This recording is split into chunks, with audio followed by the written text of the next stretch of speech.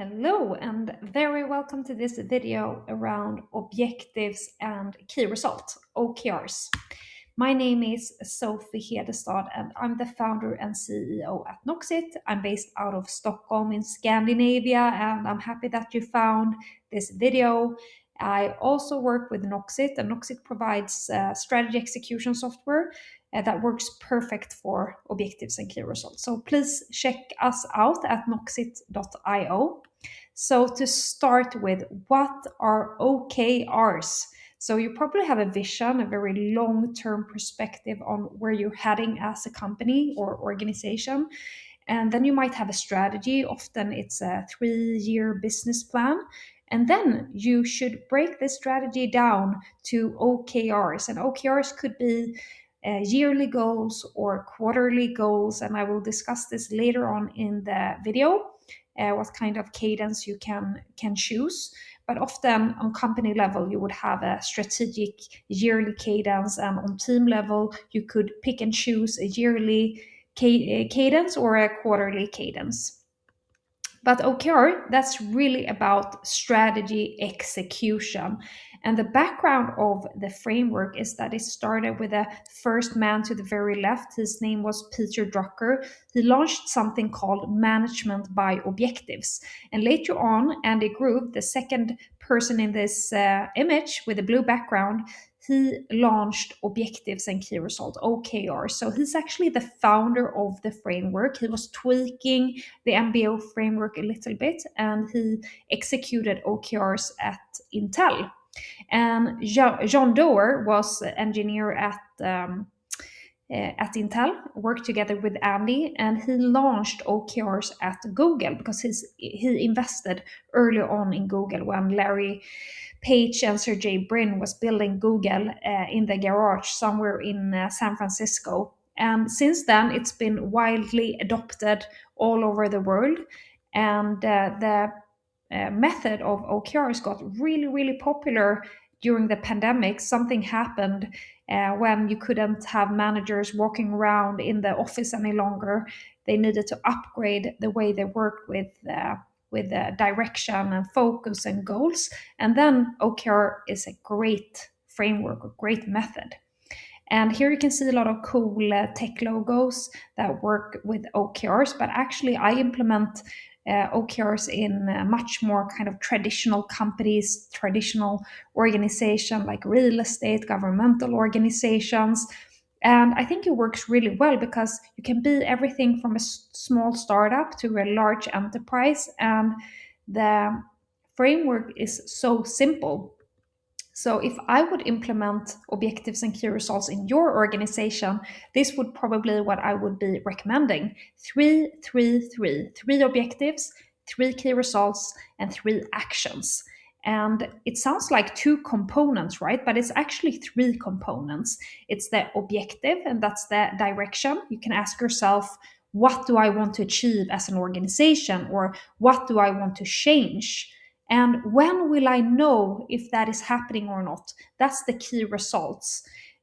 They should be measurable and time bound. All of you have heard about SMART goals. So it's definitely about measurable and time bound. And actions or the initiatives, that is what moves the key results forward. So we often work with 3, 3, 3, and that is what I recommend you to do as well. And here you can see how you can write an objective with 3 key results. So we successfully launched product X. How will we know when we've done that? Yeah, we will do that when we have conducted 10 user tests in Q1. We have had 50 marketing qualified leads before end of February.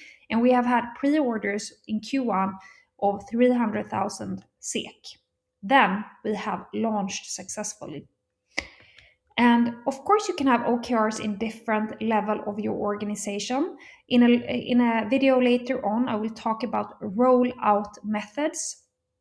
But most often, you would have overarching OKRs at organizational level. You could have team OKRs, or if you have business units, regions, and so on, you can have OKRs for these levels, of course. It's quite debated if you should have OKRs on me level. Most companies don't have OKRs on me level, it kind of cascades down anyway. If you assign owners on company and team OKRs, they kind of cascade to me level as well. But it's not a me OKR anyways. But I've seen companies been doing OKRs on me level quite successfully as well. So have a think about how it will work for your organization. One thing that is good to bring with you is that the fewer goals or the fewer focus areas, the better. So if you would have like 11 to 20 focus areas, you would actually not achieve anything because you would spread yourself too thin. But if you would have 2 to 3 objectives, then you actually have the chance to achieve these goals. So the fewer the better. Focus on the wildly important goals or the must-win battles. And I want to show you another image here to when I removed the actions from the previous slide. So you can think about having 3 objectives with 3 key results, and it's really important that you have clear ownership. You could have a sponsor from the management team if this would be your company or organizational OKRs. If it's a team OKR, it should be someone helping out, facilitating, making sure you're reaching the objectives. And it doesn't necessarily need to be the same person owning the key result. The person owning the key result will do the heavy lifting because they would actually coordinate the actions underneath each key result, and they will check in the progress. So if you work with a yearly cadence, I would recommend you to check in monthly towards your key result, and you should move a little bit every check-in until you end up at 100%. If you work with a quarterly cadence, I would recommend you to check in at least bi-weekly towards your quarterly OKRs. And then you can see the status of each objective. And you can see the status of all of your objectives. So if this would be your company OKRs, you would currently be at 33%. And the colors of the bar, you can see here, the female here that owns 10 paying customers as a key result, she has a low confidence because it's red. She's still at 10%. So you can see it's 2 metrics in one. So the color indicates the confidence of the owner. Red is low confidence, yellow is neutral confidence, green is high confidence. So another example below is green. So it's exact same number, but when it's red, she kind of indicates that she's stuck and she needs help. And this is how it looks like in Noxit. You could add a very inspiring image. You could add your objective, add your key result, the owners, and you check in towards the key result and visualize for everyone how you're progressing with your key result.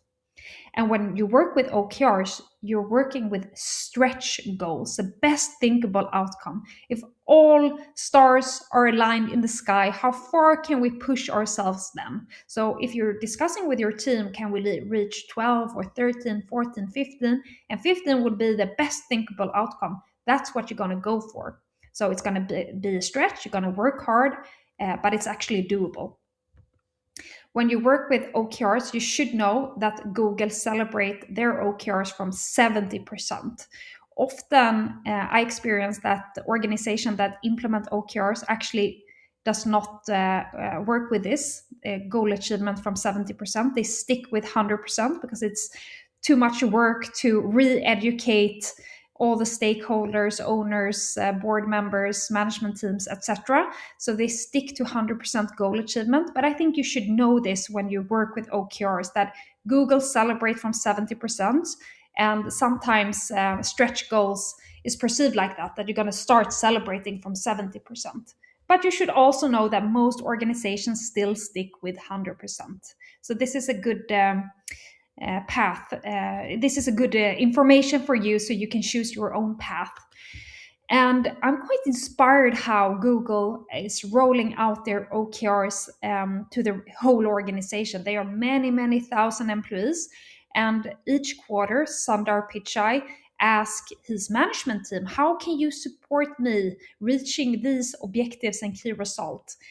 So he goes to his managers, and then the manager goes to their employees. How can you support us reaching our regional OKRs? And then there are some feedback loops back and forth. But I'm so inspired because they are actually closing the feedback loops and locking their OKRs within 2 weeks. So I think that's pretty amazing. So if you have planned OKRs or planned goals for many, many months, I think you can get inspired by how Google does this process. So, just to wrap up, objectives wouldn't change when you set them. Key result could change, and actions changes all the time. So that's a good thing. If you have an objective around launching a new product, it would be very strange if you change that, right? But the actions is how you get the strategy to your daily execution, and that should change. You shouldn't spend time on things you don't believe is worth spending time on. So actions change all of the time. And when you start working with OKRs, or if you already work with OKRs, it's not about perfection, it's about progress. Best of luck, and please continue watching the videos.